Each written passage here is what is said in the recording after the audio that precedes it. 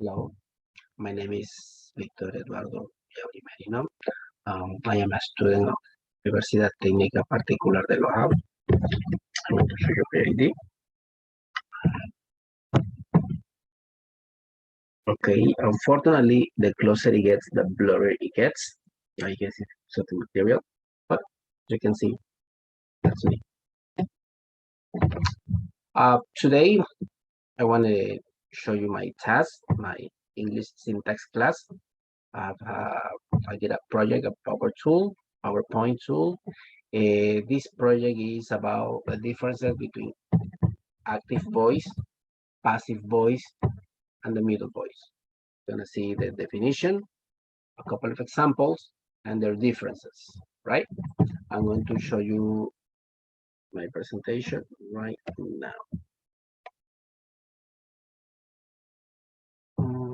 Okay, good, very good. There we are. English syntax, my class. We're going to identify the difference between active voice, passive voice, and the middle voice, definitions and examples. The first thing I want to do is, first I'm going to say the definition, what I understand by it, and then we're going to read what I have written for this task. Active voice. Active voice, as I understand, is when the subject is the performer of the action. Good. Subject goes first, then we have the verb, which is the action, and we have an object. The object receives the action. So active voice, subject does the action, and the object receives the action. We use active voice when the doer of the action, the subject, the performer, is more important of the object, of the receiver of the action. Good. That's what we use it when the subject is more important. The subject goes at the beginning, right? And the subject is the one that is doing the action, and while the object or the recipient is the one that receives the action. Now, let me show you what I got. Active voice is used to indicate that the subject, agent, doer, or performer is the one doing the activity described by the main verb in the sentence. The active voice is used when the speaker or writer wants the listener or reader to focus on the subject of the sentence and the action that the subject is doing rather than focusing on the receiver of the action. Good. So, an active voice, the speaker or the writer, yes, they want the listener or the reader to focus more on who is doing the action, on the actual action that is done, instead of who is receiving the action. Who's receiving the action becomes not as important as who is doing the action. So that's where our focus is. Who is doing the action? An active voice sentence is formed by the subject, verb, object. We said that earlier. The object of doer of the subject always goes at the beginning of the sentence. Yes, the doer, which is the subject, goes at the beginning of the sentence. Active voice sentences are the type of sentences most commonly used in any language. And an example for active voice, we can have Danny writes a book. Good. Danny is the subject, was at the beginning, and he's doing the action of writing a book. All right. So active voice, subject at the beginning, subject does the action, and the object receives the action. The doer of the action, the subject, the performer, is more important than the receiver of the action. So that's what is active voice, and as we said, is the most commonly used type of sentences in any language. Now let's go with the next one. Passive voice. Passive voice, are we going to do the same thing that we did for active voice? First, I'm going to tell you what I understand by passive voice, and then we're going to read my word. Passive voice, in this case, the subject, the doer of the action, and the object, the receiver, they switch places, right? They switch places. Now the receiver of the action goes first, okay, and the doer of the action goes at the end. For passive voice, we want the reader or the listener to focus on the receiver of the action instead of the doer of the action. Now we're gonna focus on the receiver of the action. This structure is the subject, the receiver of the action, verb to be, present, past, future, plus past participle. If we are going to add the doer of the action, we have to use the preposition by. We use passive voice also when we don't know who the doer of the action is, or when it's irrelevant, it's not necessary, so we just omit it. So this is what I have written for passive voice. Passive voice is when the receiver of the action comes before the action. In passive voice, the subject is being acted upon, meaning that the subject receives the action instead of doing the action. All right. Passive voice is used when the action is more important than the subject doing the action. We focus on the receiver of the action. When the doer of the action is unknown, as we said earlier, or when the agent is so obvious that it just irrelevant, it does not need to be mentioned. A passive voice sentence is formed the verb to be, present, past, or future, and the main verb in past participle. By is used when the doer of the action is included. And this is a good example that I picked for passive voice. The Mona Lisa was painted by Leonardo da Vinci. Good. So the subject does not do the action. Mona Lisa, the action was done by Leonardo da Vinci, and he goes at the end. They switch places, right? Here we have a picture of the Mona Lisa. So that is passive voice when we focus on the receiver of the action instead of the doer of the action, right? And the doer of the action can go at the end after the preposition by. Let's go with the third one. The third one is the middle voice, and I'm going to do the same thing. I'm going to tell you first what I understand, and then we're going to read my work again. The middle voice, as I see it, is a mix of the active voice and the passive voice. In the middle voice, the agent, the doer of the action, and the receiver is the same person. All right. When we have the same person doing and receiving the action, then it is the middle voice.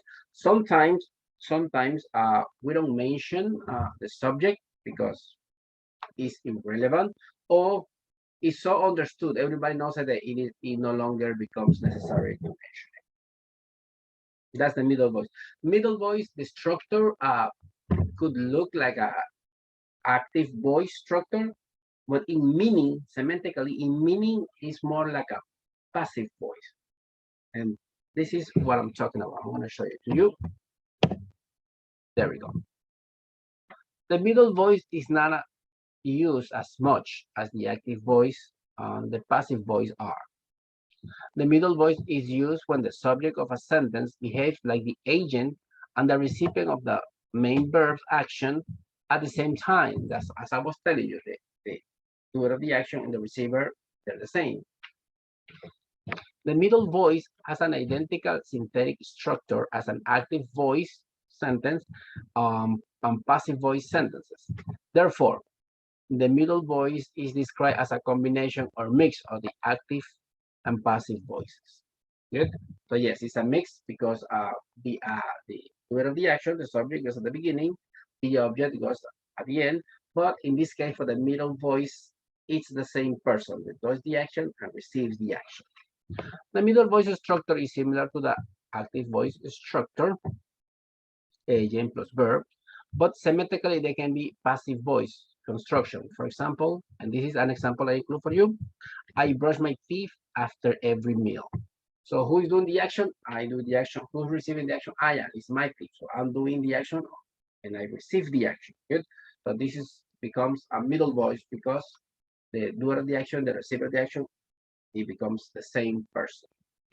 I have a graphic organizer with differences, active voice, passive voice, and middle voice, and for examples of each, so we can get the topic better, right? So here is to you. Voice differences, active, passive, middle. Let's start with the active voice. The subject of the sentence is the one doing the action. In the active voice, the subject is the one doing the action. the subject's action or verb is performed on the object, right? The subject is doing the action on the object, and the structure subject verb object. So we were saying earlier. And I have included some examples to make it easier. Lisbeth cleans the house. Good. Lisbeth, the subject was at the beginning, is doing the action, and the house receiving the action. The house is being cleaned. Sebastian painted the fence. Good. The action paint, okay, was performed by the subject, Sebastian. Sebastian painted, and the object, the fence, received the action. Sebastian painted the fence. So it is clearly an active voice sentence. Marcelo washes the dishes. Here the subject, Marcelo, is doing the action. What action? In this case, washing. And who receives the action? The dishes. Okay. So the subject is doing the action and the object receives the action. And the last one, Jacqueline stepped on my foot. Right? The doer of the action, Jacqueline did the action, step on, and I received the action because it was my foot. Jacqueline stepped on my foot. Good. So subject, active voice, subject does the action, and the object receives the action. Now, for passive voice, the subject of the sentence receives the action. Good. The object takes the subject's place. They switch places. The subject becomes object, and the object becomes subject. And the receiver, the structure, the receiver was first. The verb to be, present, past, or future. I'm gonna give you some examples. But in the past participle. For example, Hamlet was written by Shakespeare. Good. The subject, Hamlet, what did he do? Nothing. Okay, the book didn't do any action. The action was done by Shakespeare, by the object. So we put it at the end. Okay, and check this out, all right? As use the verb to be in past tense. Hamlet was written past participle by Shakespeare. So the difference, active and passive. Active, the subject does the action on the object, and passive, the object receives the action and becomes subject because it goes at the beginning. Another example, the email will be sent by car. All right, the email didn't do any action. Okay, we have the verb to be in future tense will be, and sent past participle by car. The company is run by Craig, right? Craig is the one doing the action, but in this passive voice, the object goes first. When they receive the action, the company is run by Craig. The movie was watched by millions. Good. The movie was watched by millions. So the doers of the action, the millions that watch the movie, they go at the end. And the object, the one that received the action, was at the beginning. The movie was watched by millions. These examples for me to make it very clear. Let me move my face out of the way so you can see clearly the middle voice. All right, the middle voice. The agent and the receiver can be the same person or now, right? The agent and the receiver can be the same person. They behave similarly. The doer of the action can be missing or be implicit. Yes, that sometimes we don't need it, so we don't use it. Okay, it's so obvious that it becomes implicit. The structure might be similar to active voice, as we said earlier, but its meaning or semantics work as a passive voice. The structure, we write it as if it was an active voice sentence, but in the meaning, it actually sounds like it could be seen as a passive voice sentence. Examples: the lawn was mown this morning. All right, who did the action? We don't have it. It's missing. Okay, we know that the lawn didn't mow itself, right? Somebody did it, but because we're missing it, it becomes middle voice. In this sentence, it's more important just the fact that the lawn was mown is not as much as who actually did it. Another example: the cake is baking in the oven. All right, the cake is not baking itself. So it cannot do it. Right, somebody did it, but that's not important. That we could be missing the subject because the most important in this case is that the cake is being baking in the oven, is being baked. She got herself in trouble. Good. She did the action, some action. they got her in trouble. Who got in trouble? Herself. So in this case, the doer and the receiver is the same person because she got herself in trouble. So that becomes a middle voice sentence. And the last one, Edward combs his hair. Good. Edward, he's doing an action of combing hair. Whose hair? His own hair, right? So he's doing the action on himself. So the doer of the action and the receiver, it's the same person, and therefore it becomes a middle voice sentence. Good. Active voice, the action on the object.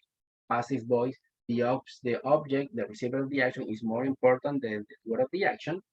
And middle voice is a mix of both. When the doer of the action and the receiver, they become the same. Or it can be missing because it's so implicit that we know somebody must have done it. And I hope you like my work.